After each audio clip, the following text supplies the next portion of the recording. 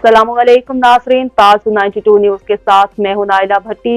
चलते हैं आज की अहम खबर की तरफ। वज़ीर आला सिंध के मशीर व पीपल्स पार्टी सिला मलीर के सदर सलमान अब्दुल्ला मुराद ने कहा है कि कराची हम सबका शहर है। यहाँ पर बसने वाले गुलदस्ते की मानद है जिनकी खुशबू से पूरा मुल्क मुस्तफीद हो रहा है।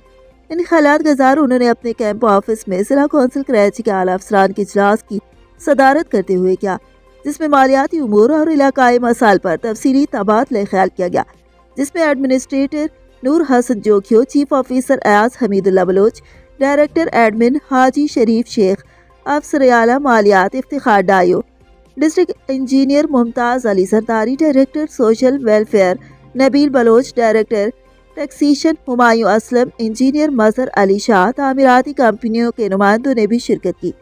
एडमिनिस्ट्रेटर का इस मौके पर कहना था कि हमारा इदारा हर माह बाकायदगी से तामीराती कंपनियों को अदायगी करता है ताकि तरक्याती सफ़र मुतासर ना हो।